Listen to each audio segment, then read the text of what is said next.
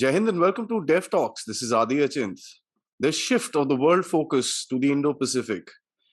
It's been happening for a while. Actually, what happened was in the past about couple of months, the entire focus went to Europe because of this war in Ukraine. But we now see the focus shifting back, as I've covered in my previous episodes as well, to the Indo Pacific. What is this story all about? What is the game in this entire region? We all know China plays an important role in the drama in the Indo Pacific. To discuss this, I have with me Air Marshal Anil Chopra, who's the Director General of Center of Air Power Studies.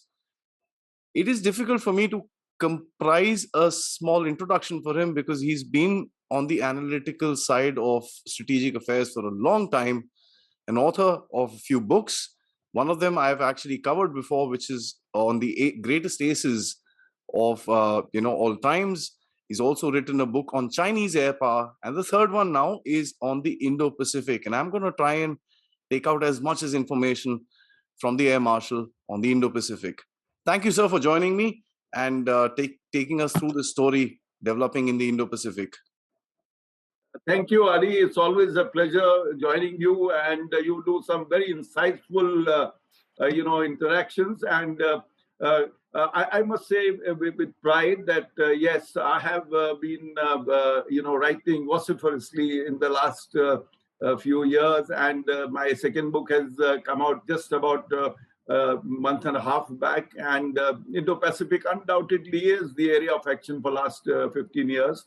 But for some unforeseen reasons, the focus got shifted to Ukraine. They got the Russians to draw into a war with Europe. So that was a little unfortunate, a lot of loss of life there. But of course, we are doing a lot of interviews on Ukraine, which is a separate subject altogether. And we have done with you once earlier on Ukraine.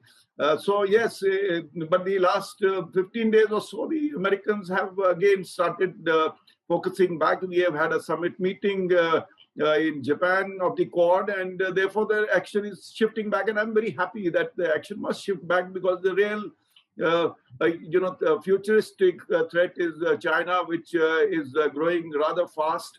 And I think the world needs to have more attention in Indo-Pacific. Absolutely, sir. I believe you have prepared something for us to, brief us and us about the region. Yes, Adi, I thought, I will make a small presentation first to give you my overview of what is Indo-Pacific all about, and where does India fit into this whole thing. And thereafter, I will give you enough time to ask me a lot of questions, because I'm sure after you see the presentation and your viewers see the presentation, there will be a lot of issues that will come out. And with your permission, I'm going to now share my screen and the presentation. Yes, please, sir. Yes. So the book that I have, written is called The Great Game in the Indo-Pacific, A Pivot to India. So we were looking at the whole Indo-Pacific with the centrality towards India. It is an edited book. I am the editor, and I have had some very good experts to write chapters in that book.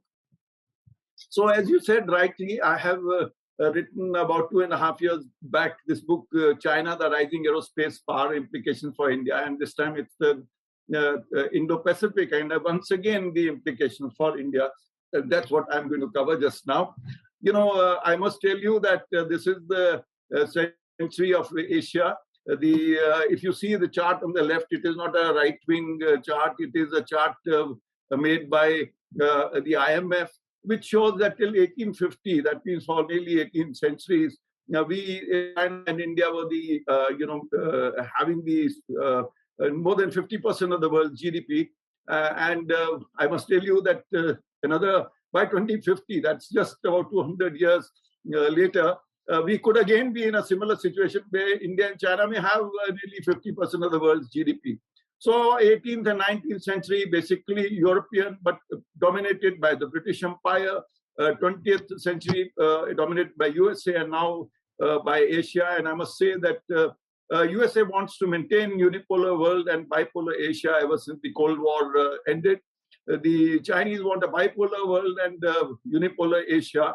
Russia now has started wanting the tripolar world. whereas India is very happy if we could have a multipolar world, and therefore this competition and this shift to Indo-Pacific, and that's what we are going to talk about today. The deterioration of U.S.-China relations after an initial honeymoon, I think that's very interesting to study. They did want to prevent the communism to spread, and therefore they had Korea and Vietnam wars. But soon they realized that Soviet Union was a very powerful country, and when they found differences between Soviet Union and China, they began this ping-pong diplomacy to get the technology benefits from the Americans. But that honeymoon didn't last long, and then we know that Tiananmen and Square incident happened. Soviet collapse took place. The honeymoon came to an end, and U.S. Arms support to Taiwan remained an issue for the Chinese. And then about 15 years back, Obama began his pivot to Asia. And then, of course, China, very aggressive, especially under Xi Jinping. And he annexed South China Sea, nearly 3 million square kilometers. And to counter them, Quad was formed. It was a Japanese initiative. And we will talk about Quad as we go along. And China's cybersecurity and IPR issues were bothering not only the Americans, but also the Soviet Union and many other countries in the world. Finally, during Trump's time, we saw the trade war starting, and the trade war is continuing. It will perhaps continue. And then, of course, Australia was brought in, AUKUS was formed, and we're going to look at Quad and AUKUS in much greater detail, as we keep moving forward. I felt that many conflicts in the world have been driven by the military-industrial complex of America.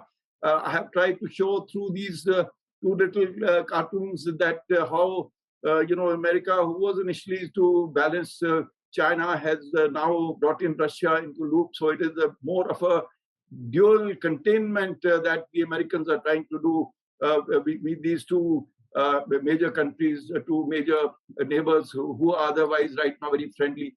USA always is looking for somebody to punish. The case studies are, of course, we know that they have been using maximization, whether it came to Iraq, Afghanistan, Libya, Syria, Pakistan. They wasted trillions of dollars. I'm not sure whether that was an investment. There were a huge loss of life wherever they went.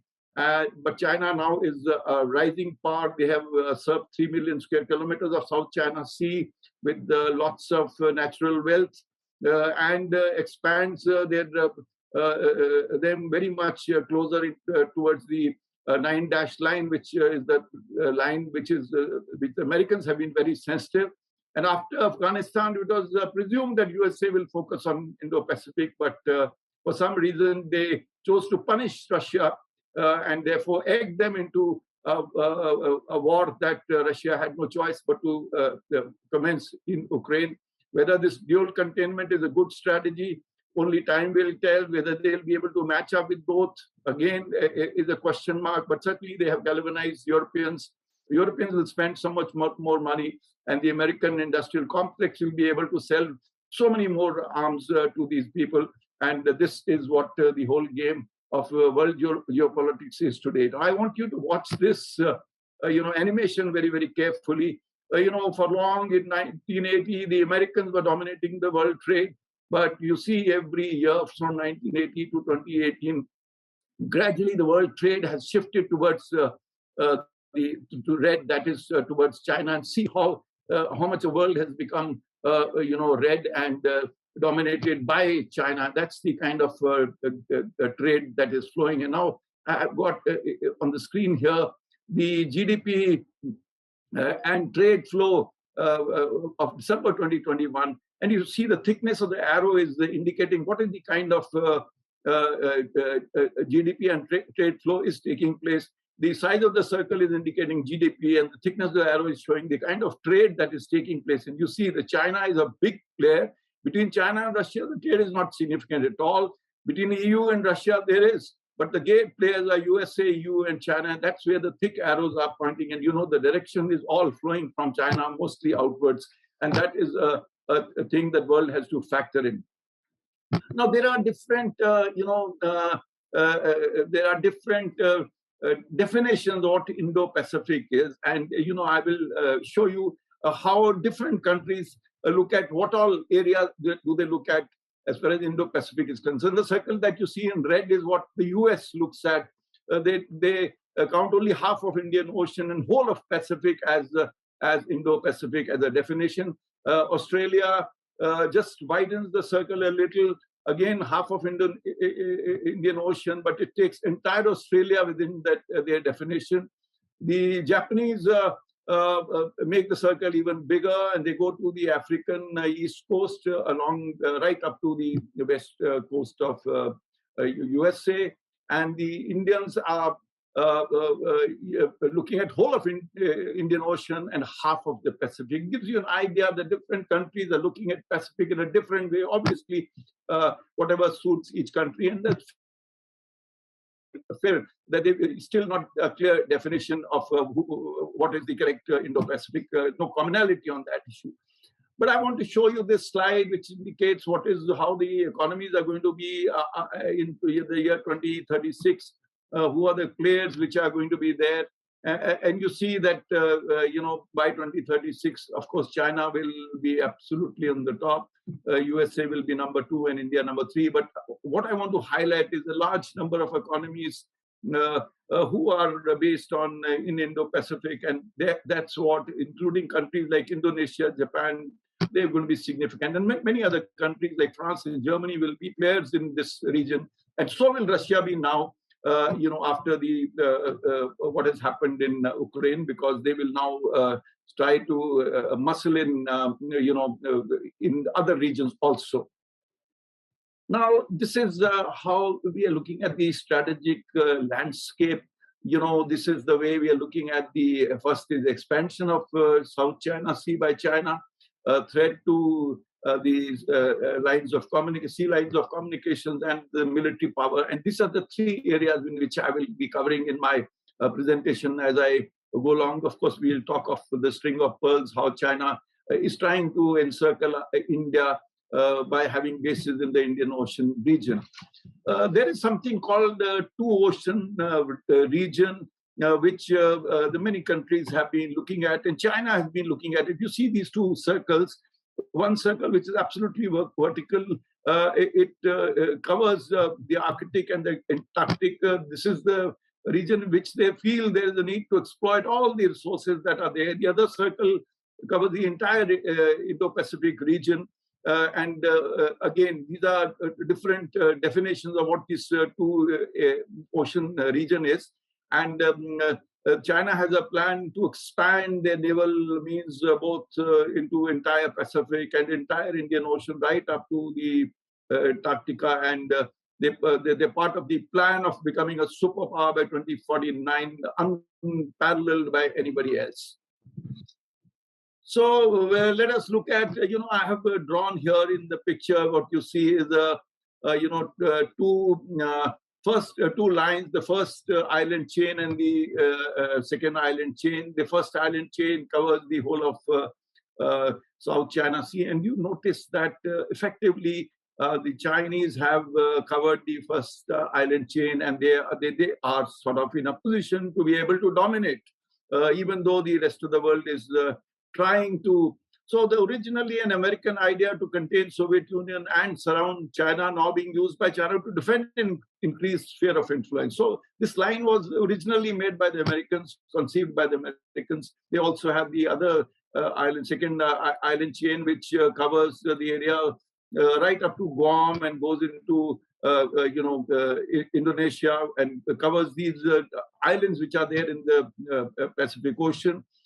So now being used by China, the third chain of West Pacific goes even further. It goes near Hawaii and then goes down to New Zealand. And then there's the fourth and fifth chain, which has been defined by AMTI, which covers right up to Djibouti. So these are these island chains originally conceived by the Americans, but subsequently the Chinese are using these island chains to build influence. We'll talk a little more of all this as we go along. So as Chinese have a desire to dominate Asia, the first island chain, they created, they took charge of South China Sea. They created they had increased naval and air presence, and they have expanded the EEZ and air defense identification zones and they started exploring and secure ocean wealth and resources, including oil, gas, rare earths, minerals, the works. And that was their aim, and they have interests to control ASEAN, which they consider as their backwater and backyard, and control over energy trade flows that go through Malacca. And I have shown you in the picture that fair amount of energy is flowing from these countries towards China, and that they want to secure these energy. Now, there are these interesting cartoons. If you see on the left, there are these turtles, Chinese, they have gone, all over looking for even a slightest piece of land. Even there was a rock jutting out from the ground, that they reclaimed them and we converted the whole area into islands. And I will be showing you just now some of these islands.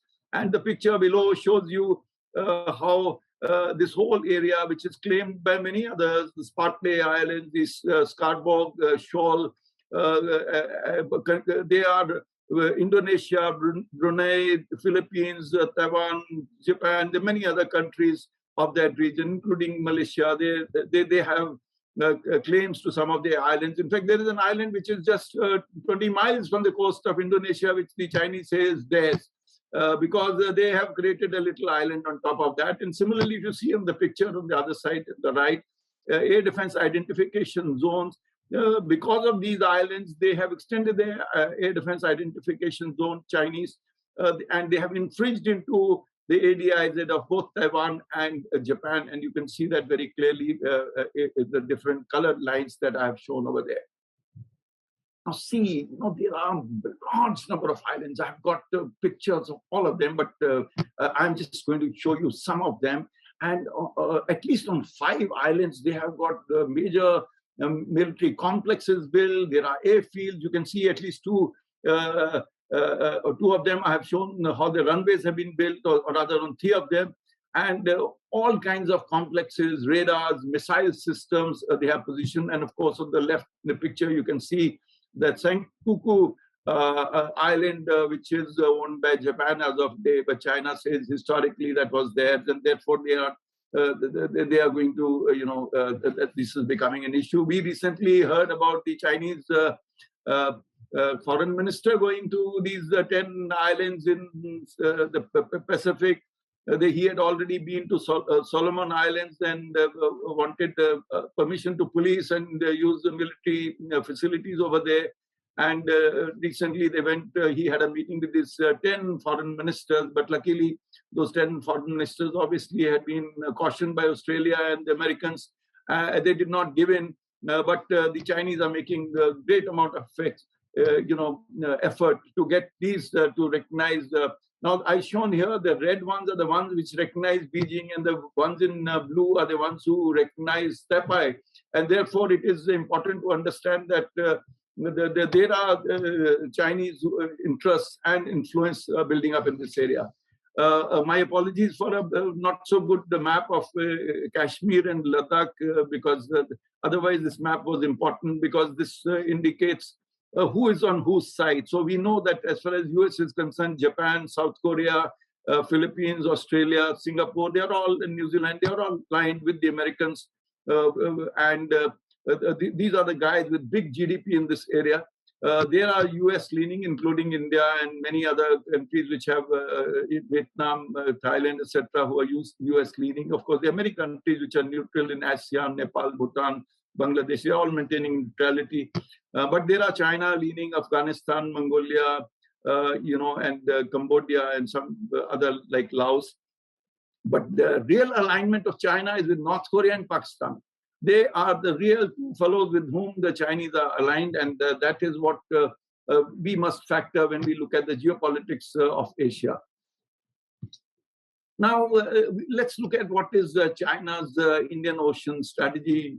We all know that European came to Indian Ocean and Southeast Asia and Oceania and dominated for 2 centuries. They came all over. The French, the Portuguese, the British, everybody came. And then USA dominated this region after World War II because they had won the war, and They had bases in Singapore. Japan was under their sort of de facto under their control, and they were friends with Australia. And so they were dominating this area to a fair amount. So China is using similar methods like the East India Company to try to gain control by giving debt, loans, and various other means. And they have, of course, been doing this BRI or the One Belt, One Road initiative of theirs. They are trying to control the various financial institutions of Asia. The aim is to get a strategic foothold on Indian Ocean, and plus become a pincer for India, because if they have hold in the Indian Ocean, and they are already sitting on our borders in the north, and they are trying to bring a military footprint in Pakistan. So that is how the Chinese are trying to move in here, because if they can get hold of at least half of Pacific and most of Indian Ocean, then they are dominating the major trade routes of the world. I want to highlight that as I'm gradually bringing you from China, South China Sea towards Indian Ocean, and now let's come closer to the Bay of Bengal, which is absolutely an area of no maritime disputes and key transit zone between Indian Pacific Ocean and with the rest of the world, West Asia and Europe. The Chinese interest is to secure sea lanes and pin down India because India dominates the Indian Ocean, but India also is working towards making friends in the region, and we will talk a little more on it. And we have these very, very strategic locations, Andaman Islands, which are overlooking the Malacca Strait, and therefore India is an important player. And the Americans till yesterday have been acknowledging repeatedly that India is the key bulwark against the Chinese in their Indo-Pacific strategy. And I think that is a very, very important thing. Now, Quad is the major, grouping that is evolving. We may say whatever it is, but it is certainly to checkmate China. There are talk of Quad Plus. That means if one or two more countries like Indonesia or maybe Vietnam or some other countries could become part of that Quad Plus, these discussions are going on. But Quad has its own limitations because each country has got some little sensitivities. So there are a lot of trilaterals like Australia, Japan, India, Japan, America, India, Russia, India, China. There are a whole heap of trilaterals, some of which we'll speak more a little just now, which have evolved. AUKUS has come up. AUKUS is primarily between these three countries, the US, UK, and Australia. And all have their little agendas in which they are trying to move. Now, this is a picture I have made of the Quad tangled trilaterals, what I call. It's been made by Tanvi Madan of Brookings originally. So these are these four Quad countries in the center, but they are little triangles, if you see, of different colors that are there. They are peculiar. South Korea and Japan and Americans, they have an interest in a particular portion, in the Sea of Japan. And then we have these, the French, Australians and India, and then the French, in Indonesia, Australia, and India. And there are many other triangles within the Quad. And I thought this is very interesting. And each triangle is evolving. But, what the Quad's official agenda is in the recent meeting that they had of the heads of states in Japan is written on the left: ASEAN centrality, rule-based systems, prosperity, recovery and resilience, and mostly economic, maritime, non-proliferation, anti-terror, things like HADR, etc.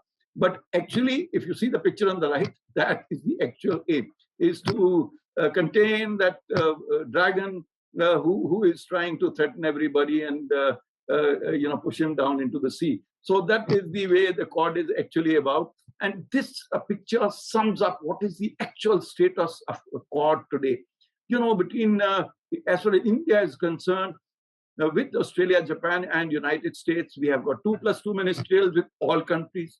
We have logistics and military logistics agreements with all countries. We have defense dialogues, defense technology, trade, maritime security with all countries. We are doing joint training of peacekeepers and others. We are doing joint military exercises with all the countries. The only thing that we are doing with America alone is the defense deals. That is, we are buying a large number of platforms. We have bought C-17, and we know the whole heap of airborne platforms and even howitzers that we have bought from USA. So therefore, there is a lot of action in Quad de facto from the kind of military exercises we are doing. Our interoperability has increased phenomenally, and I think we are short of declaring ourselves as a military alliance. Everything is in place, but that may not happen because both Japan and India, maybe even Australia, is not yet ready for declaring it as a sort of a military alliance like the NATO is in the West. So there are criticism for Quad, like for any organization. Some say it's not doing enough, and they're just making joint statements, and they're not doing much military work, and their purpose is not very clearly defined. But the others who are saying, like the Chinese and many others, that you are de facto Asian NATO, and you'll be upsetting. So the Asian countries are very worried, and they're unsure because they're having a huge country sitting next to them, a powerful one, which is dominating their economies, and so they are very careful about it. Now, as far as AUKUS is concerned, I want to make a brief mention. I will show you just now what is the kind of spending some of these countries are doing. Between the Japanese, the South Koreans, because of the threat that they have from China and North Korea, they are having huge militaries. Australia is the weakest of the lot. They spend the least amount of money. They've got the smallest air force and navy in the region. And therefore, perhaps the Americans are keen that the Australians, huge in size, must do some spending. And that is where they're coming. Of course, the AUKUS has listed out what all they're going to do, though nuclear submarines is going to be their main thing. But they are looking at AI, quantum computing, cyber security, and digital undersea capabilities. So there are a lot of areas. They're going to look at technologies, hypersonic, counter-hypersonic technologies between the three of them. But it's going to happen over a long period of maybe around 20 years. So, but as far as the AUKUS for others are concerned, the EU was very confused. The French are very, very angry. The Indians were wondering, sitting on the side as to what's going on between these other three people, but that's okay. The New Zealand is very upset that they're going to have nuclear, a country with nuclear weapons or nuclear submarines next to them, and many other countries were very upset, including the Canadians, etc., as to what's going on. And India says this AUKUS is your own baby. It's not going to mitigate our situation in the Himalayas, where we are sitting face to face with the Chinese. So this is what is about AUKUS. I want to mention here that what are the largest militaries in the world as of last year, that means currently, in pure numbers. Of course, we all know that China, India, United States, and you see this numbers of North Korea, very significant. Okay. So I want to mention quickly a little bit of the PLA. They have 2.2 million people. There's a large ground force, but rising navy and rising air force. And there were these large other portions after the reorganization, strategic support forces with missiles. They've got huge amount of the second largest defense budget, fast catching up. Of course, still 1/3 of what the Americans spend. But they've got huge number of tanks. The Navy has got 2 aircraft carriers. Third one is under construction.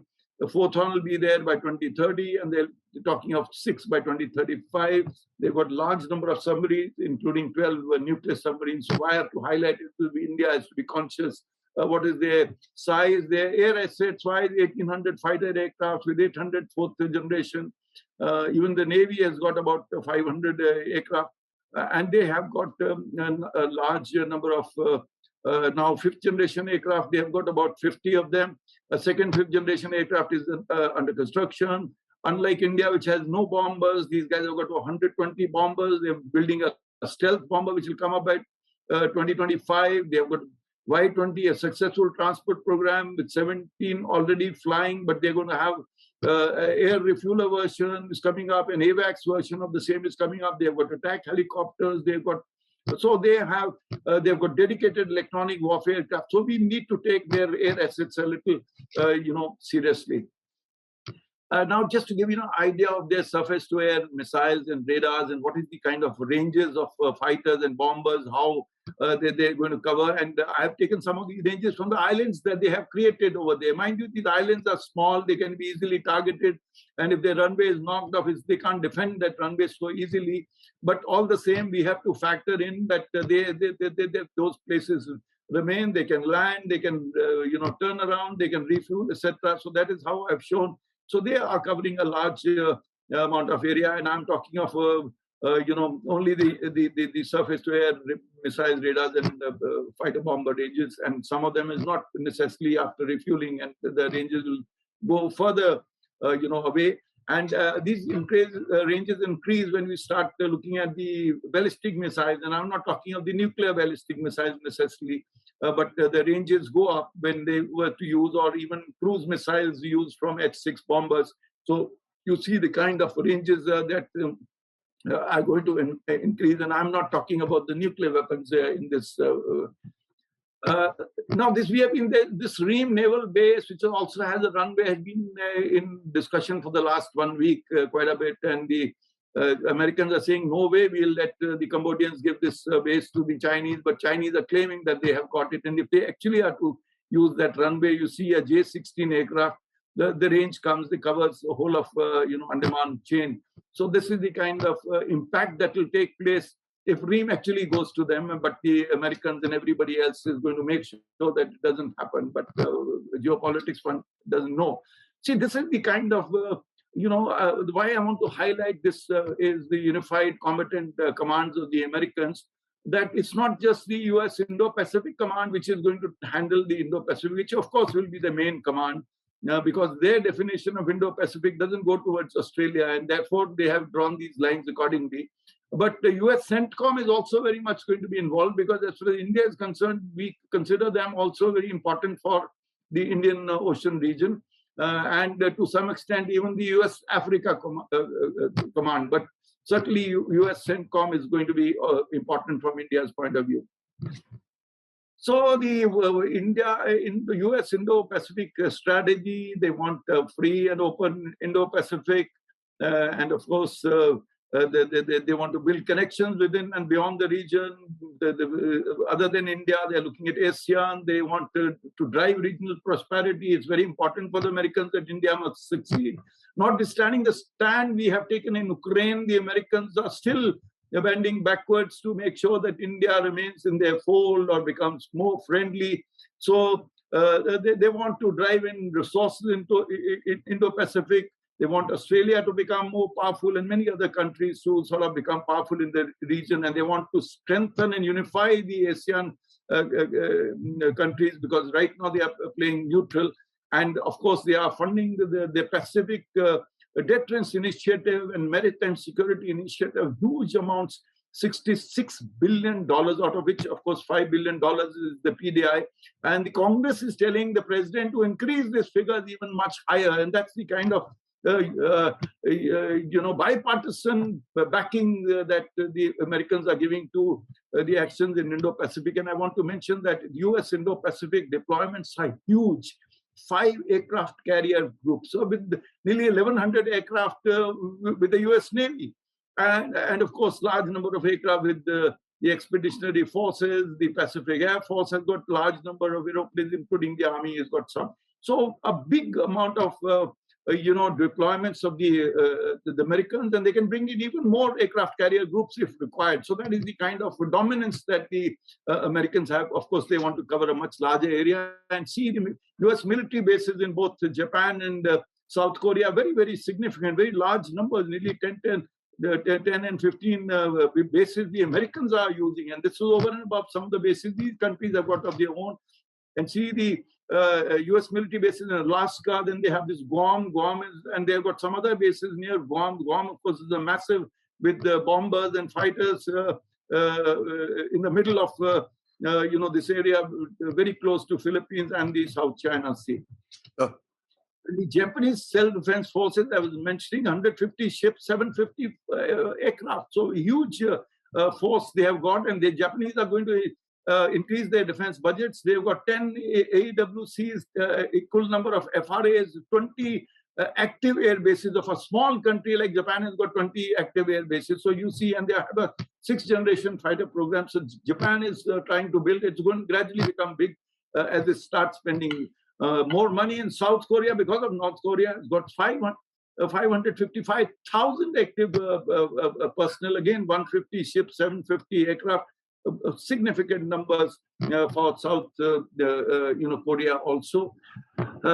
So as far as Australia is concerned, as I was mentioning earlier, they've got only 59,000 active military personnel, very small for the size of the country they are, and they've got only 240 aircraft, out of which only 100 are fighters.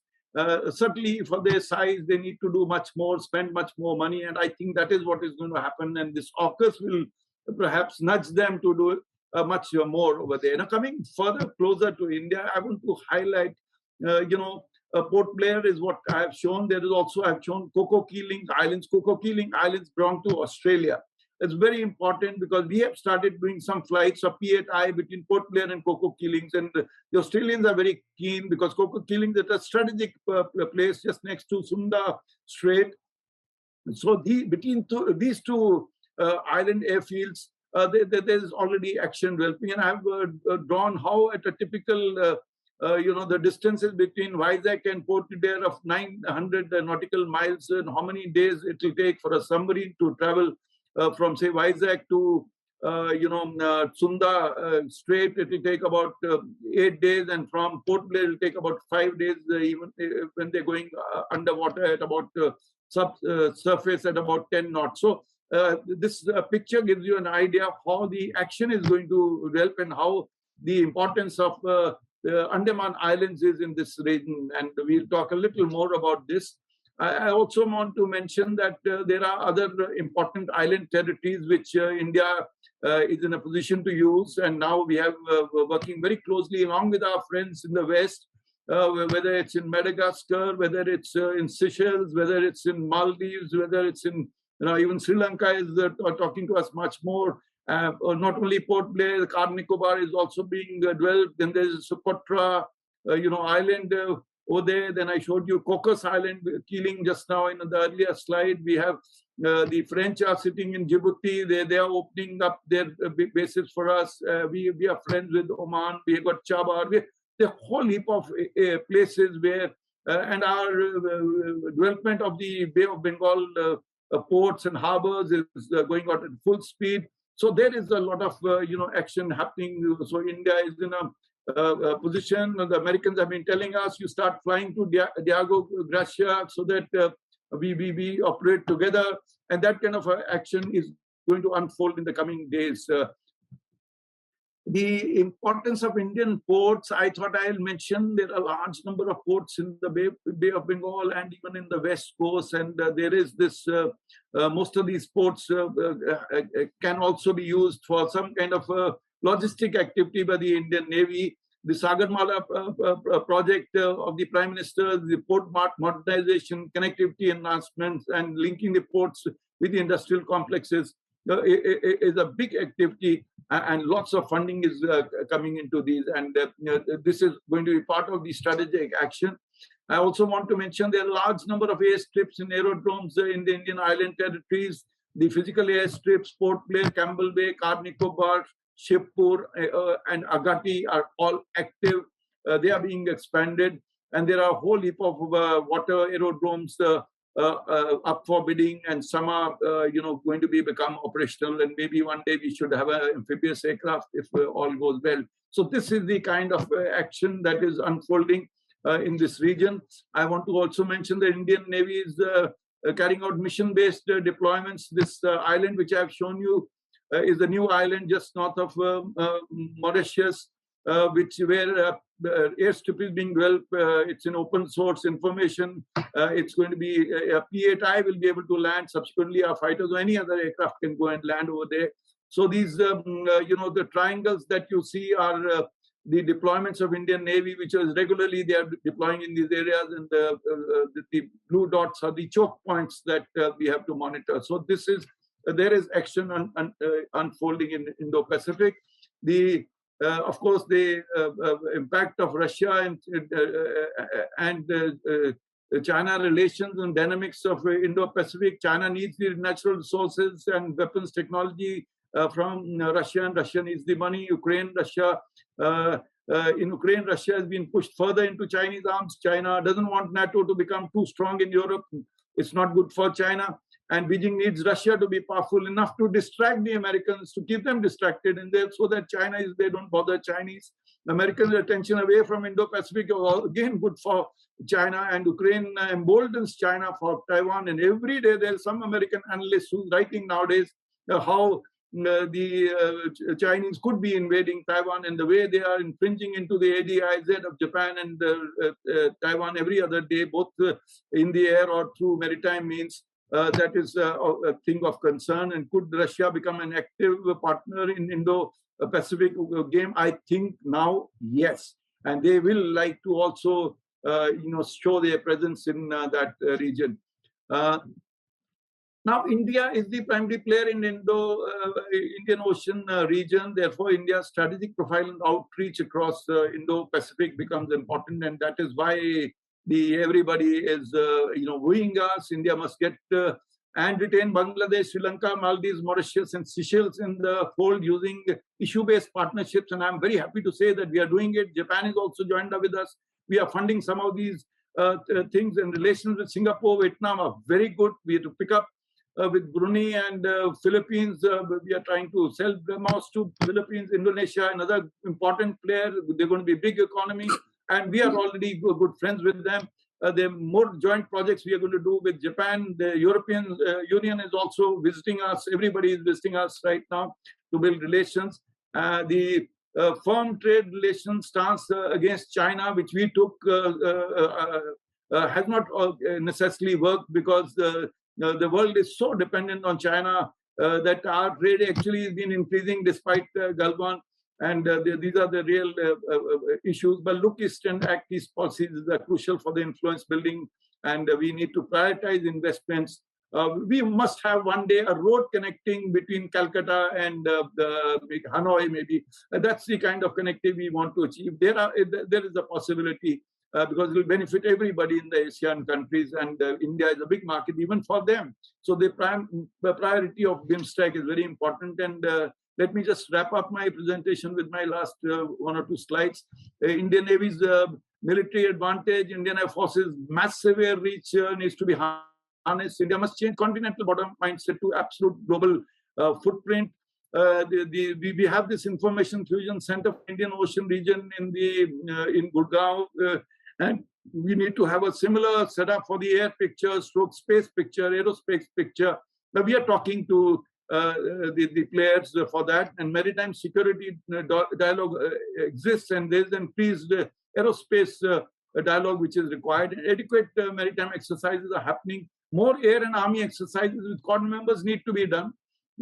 And maritime and air exercises in IOR island territories of friendly countries, India and US can fly P8I and Su-30 MKI between Andaman Islands and Diego Garcia, Australia, and India can do it between Coco Keeling Islands, and we have just done a flight to Reunion Island. So there are these dynamics we can do, and China lacks operational experience in Indian Ocean region, and Indian Navy's maritime domain of awareness advantage is absolutely clear. We have installed more and more coastal surveillance radars in Maldives, Mauritius, Seychelles, Sri Lanka, and we are in a better position to secure the vast EEZ of ours and others.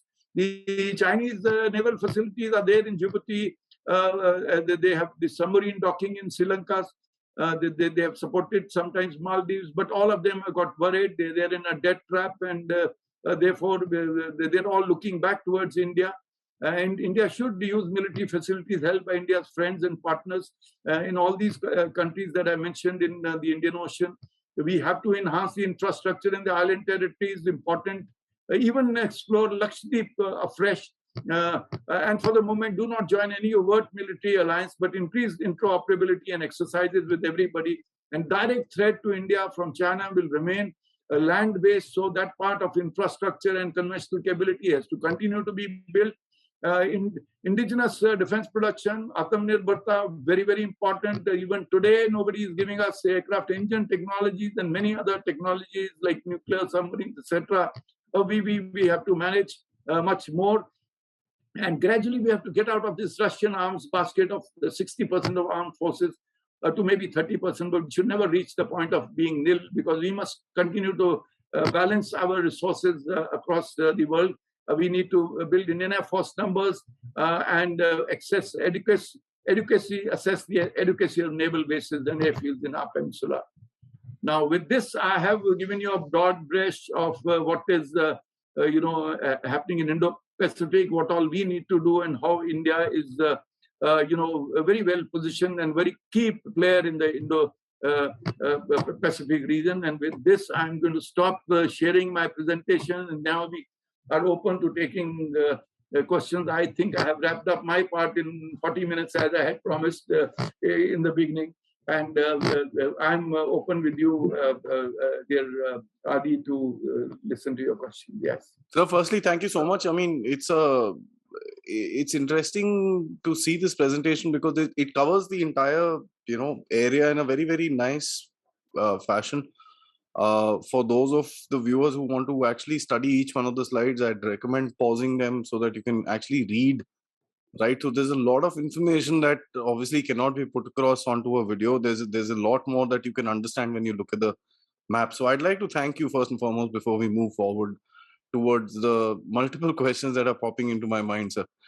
So firstly, the main thing that caught my attention was the dual containment.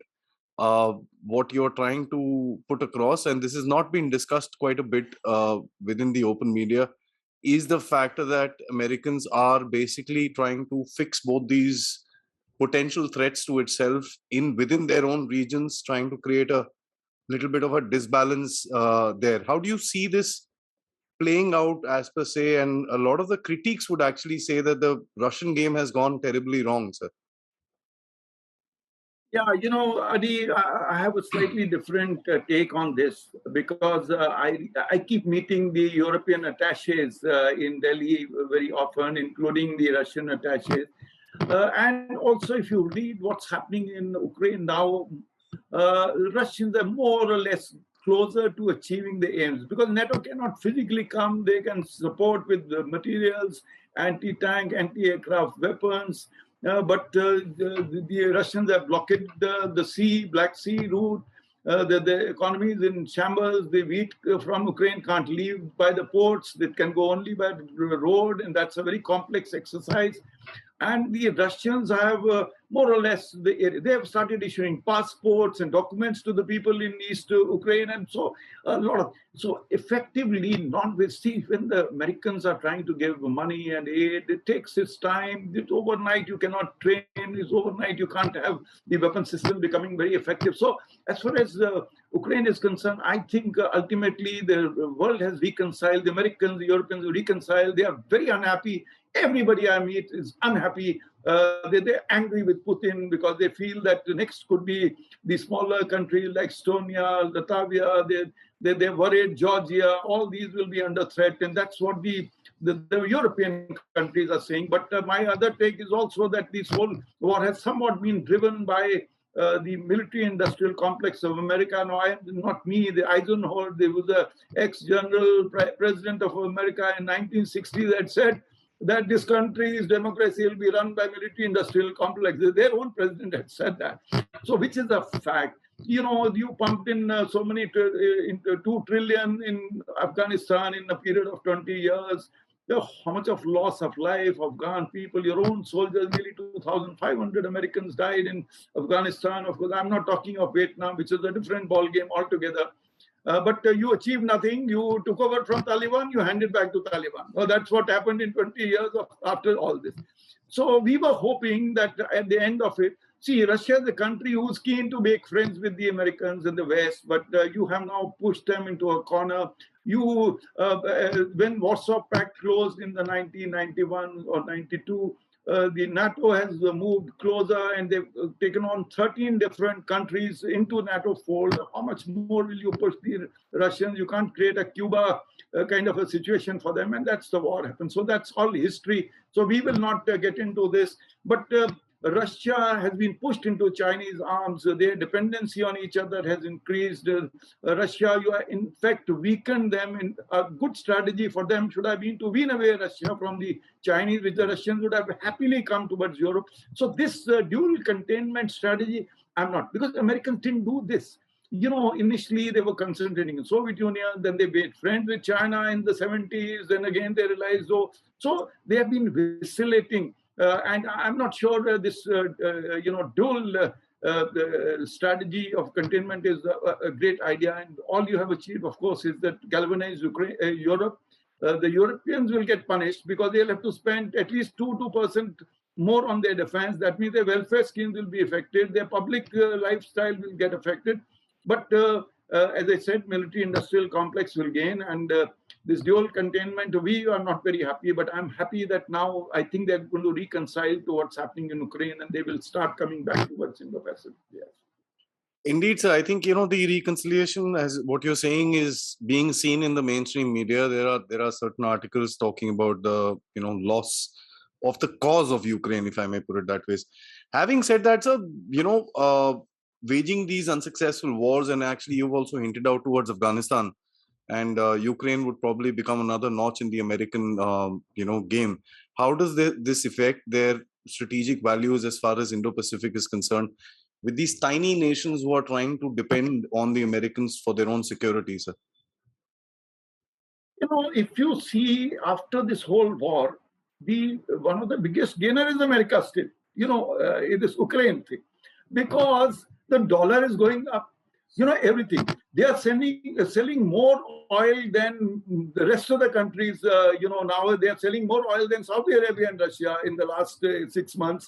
So my contention is they are not buying oil from anybody right now because the oil is at such a high rate today. So therefore, my contention is that obviously inflation is very high the world over, that the people are going to suffer. Surely the interest rates have gone up in America for the first time in the last 20 odd years. Yeah. So there are economic issues. But I think that, in the end, Europeans will lose, Ukrainians will lose because they have lost lives. They've got 5 million refugees sitting outside. All kinds of things are happening. The Russians will lose because their economy will get affected in the long term. Right now, they have sold $100 billion of oil since the Ukraine war. That's the kind of oil, mainly because the cost of oil has gone up. So there are the global dynamics are playing. The America always finds ways to sell arms. They will get the Japanese and the Australians to spend much more, and they all will be sold. The whole of NATO has to have interoperability, and therefore these arms will come from USA, and that is how the geopolitics is. And they will leave Ukraine one day high and dry and leave it to Europeans to sort it out, and then they'll come to Indo-Pacific. So this is how this whole thing seems to be panning out to me as of today. Yes. That is the main thing which a lot of people are debating today, and a lot of the right people are debating today. So a lot of people have actually fallen trapped to the entire game of the misinformation, if I may put it that way, in the entire war. So one of the biggest things which I fear about this dastardly war which is taking place is the pushing of Russia into China's hands. And that is something which, as Indians, we kind of are not very comfortable with. What is your opinion about this, and how comfortable do you think both of these guys are with each other, sir? Yeah, you see, I think in one of our earlier episodes, we talked about this little unequal, unreal relations between China and Russia, two powerful nations. Once upon a time, Russia was mentoring Chinese communism, mentoring Chinese military-industrial complex, help them build factories. And they were the superpower. China was taking everything, reverse engineering, and gradually China has become independent of them on many counts. Other than engines, they're making all aeroplanes on their own. And most of them are designs copied from the Russians. So Russia has never been happy. Every 2 years they have been complaining to the Chinese that you guys are doing illegal things and you're not bothered about the IPR, etc. Second thing, for Russia, it's not good idea to have a huge neighbor, a future superpower sitting next to them, with whom they have had in the past some boundary disputes. Who China even today claims Vladivostok and some parts of the eastern Siberia. So we don't know, 30 years down the line, the same Chinese may want to scare up and pull out some old maps to say, they give us these areas. So it is not in Russia's interest. And I will tell you, historically, Russia has always wanted to be a European nation. And immediately after the breakup, they were looking towards the West to make friends with them. Their main cities, Moscow, St. Petersburg, in old times, Kiev, etc., were all in Europe. There's no such city of that class east of Urals. So therefore, I think it's an unequal relationship. They wouldn't like to be second fiddles to China, and be dependent on them. And if China drops them like a hot potato, then it's not good for Russia. So Russia is all that, though they have been pushed into the arm, but Russia is conscious of this and will be playing their geopolitics, keeping that in mind. I think so, yes. And for India, yes, it's not a good idea, because in an India-China war now, Russia's dependence on China means that Russians can't come to support us, which they did in 1971 war. And when China was supporting Pakistan, America was supporting Pakistan, but Russians make sure that they came to us. So that equation may change. We'll have to also get dependent more on Americans for this. But I'm not sure that Americans will be putting their feet on the ground for us. No, we will, have to be on our own, and we have to build our own capabilities and strength to take on China. So that is the way the global things are panning out. Yes. I mean, that's and as I said, sir, in India, most of the strategic, thinkers and all, everybody's kind of a little focused towards the predominance of this Russia-China and the building of this Russia-China relationship. And I think that's one of the reasons why we see a lot of push from India towards Russia as well, to keep that relationship alive. So having said that, the South China Sea or the Indo Pacific region, one of the biggest focus that has been brought about in the world has been Taiwan. People don't talk about pretty much any other region more than Taiwan. We know it's a breakpoint from the first island chain. We know the strategic importance of that region, but the expectancy of the entirety of these powers fighting for Taiwan is something that I see. How do you like to analyze this, sir? Yeah, I recently, about 20 days back, wrote an article on defense of Taiwan. It's important to analyze. Firstly, official position of America remained that China is a one China policy. Yeah. When they became friends, they announced one China policy. But parallelly, they have a Taiwan Act passed by the US Congress. The Taiwan Act is meant to defend Taiwan. And whatever terms you may use on one China policy and Taiwan Act, the fact is the Americans have been arming Taiwan, they've been giving them aeroplanes, they've been giving them weapons, they are tacitly supporting them in many ways, but because of global geopolitics, they continued to say. But now in the last 4 or 5 years, they stopped using that one China word anymore. They have put pressure on China, on Xinjiang. They are putting pressure on them in Tibet. They're talking about human rights. They're talking about the Wuhan virus. So there are a large number of things in it. But now coming back to your question, that is about defense of Taiwan. Remember that in case of Ukraine and Russia, the dynamics are different. Ukraine is not part of NATO. There's no equivalent of a Taiwan Act to defend, Ukraine. So therefore, it's a different ball game. Here, anything happens to Taiwan, Japan is very much worried they are affected, because next will be the Japanese islands. So Japan is going to intervene. They are not going to sit pretty, because if they do, then they are the next in the line. So now look at Taiwan itself. The Taiwanese are concentrating on defense. There is a Taiwan Strait that the Chinese have to cross. How will they cross? They'll cross through an amphibious operation. It's not easy to do an amphibious operation. The Taiwanese have got aeroplanes. They've got guns. They've got coastal guns, batteries all across the coast. They have the highest mountain in whole of this region is in Taiwan. On top of that mountain is sitting air defense radar, which can look deep into China. So they have got fighters. they have made their blast pads into the mountains from which the aeroplanes will come and take off.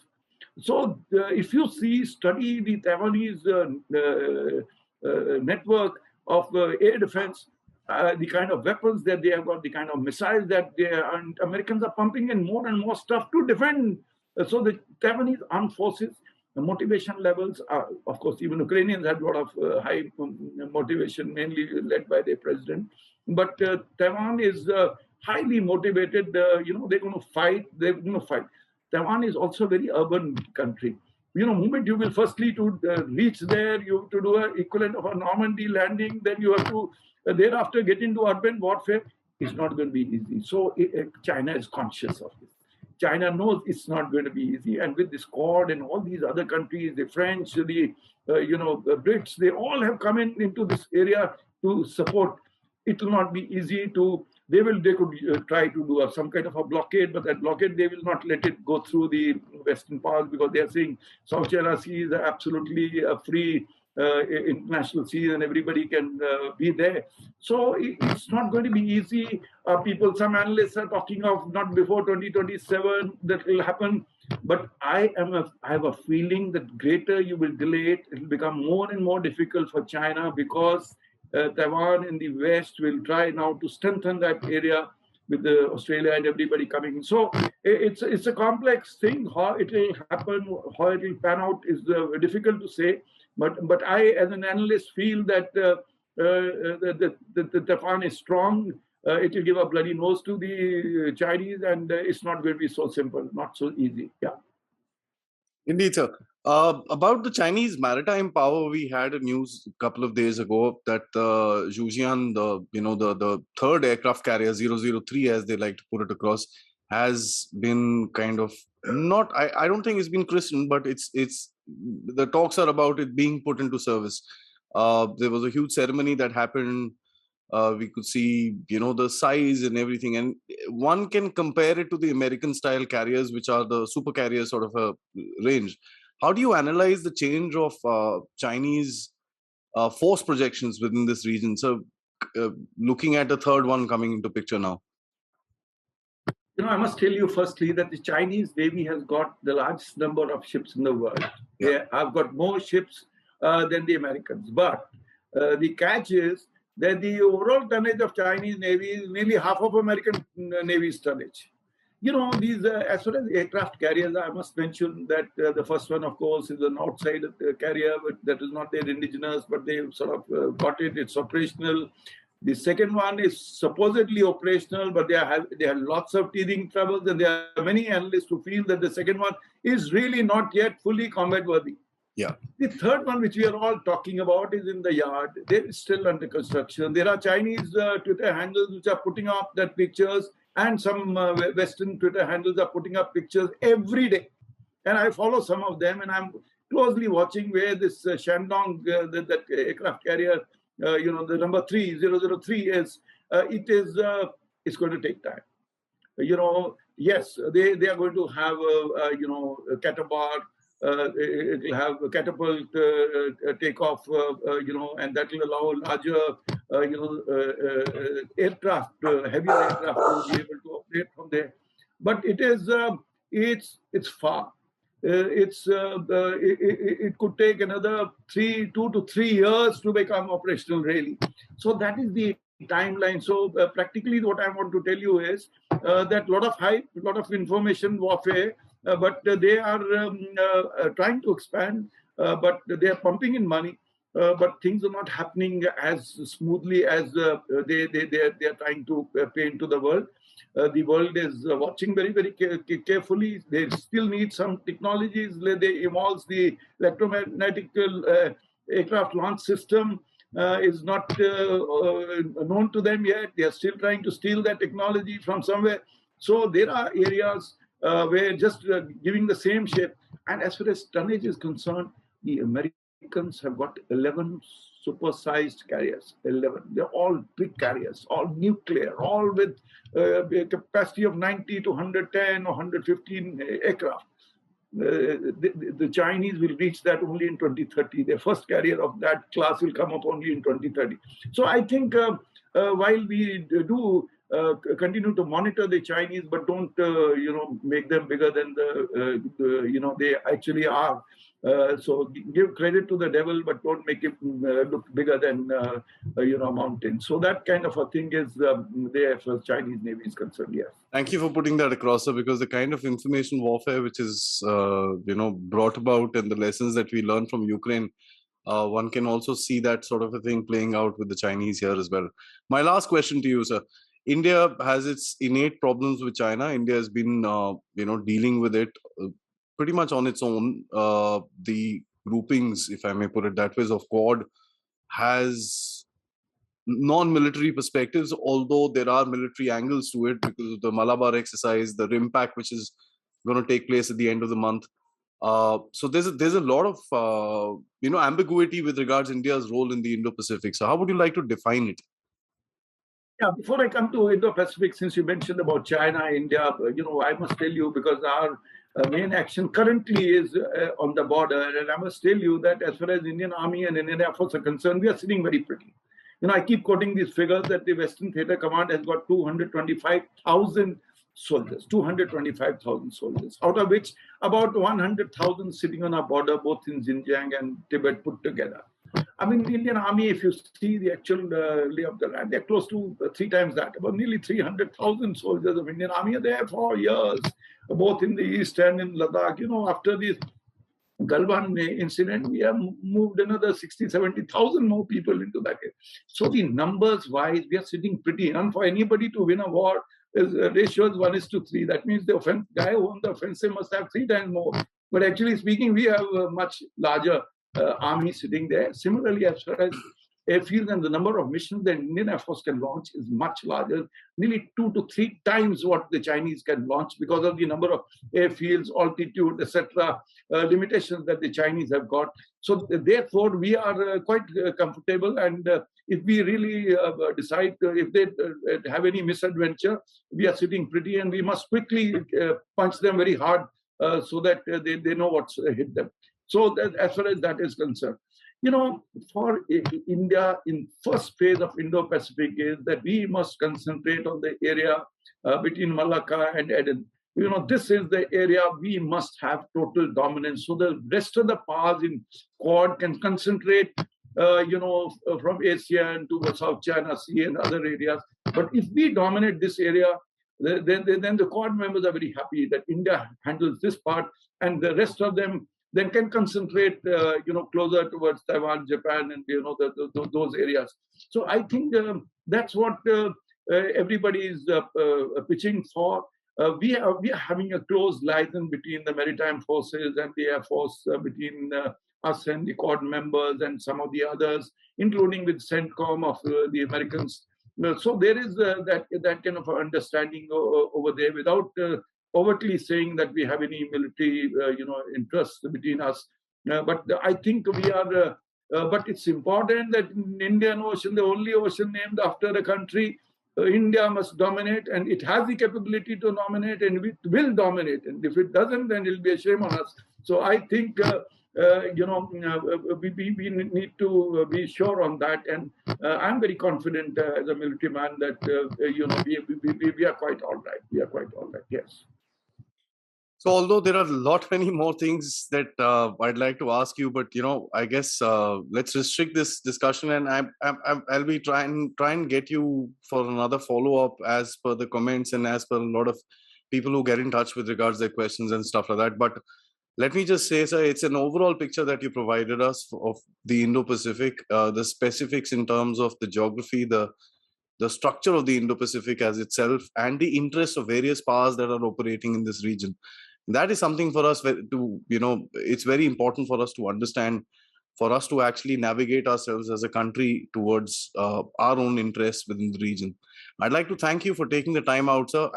I know that you've been terribly busy with the whole Agnipath and the Agnivir thing which is going on, and there is a whole lot of other geopolitical affairs which are taking place. But still, you've taken out time for me for this wonderful discussion. Thank you so much, sir. Until next time, Jai Hind, sir. Thank you, Aadi. Thank you. Always a pleasure to be with you. You're doing a great job. I'm watching each and every video that you are uploading with some very, very good strategists and thinkers and people who are actively writing and have a lot of clarity of mind. And I'm happy that this is going down to a large population of the country and youngsters who are getting clarity of mind on geopolitics of the world. Where does India stand? And I hope they are getting the confidence that, yeah, we are in safe hands and that we are a proud nation and that we will stand up when the time will come. Yes. Thank you, sir. Till next time, as I said, Jai Hind, sir. Thank you, and Jai Hind, and God bless. Thank you, sir.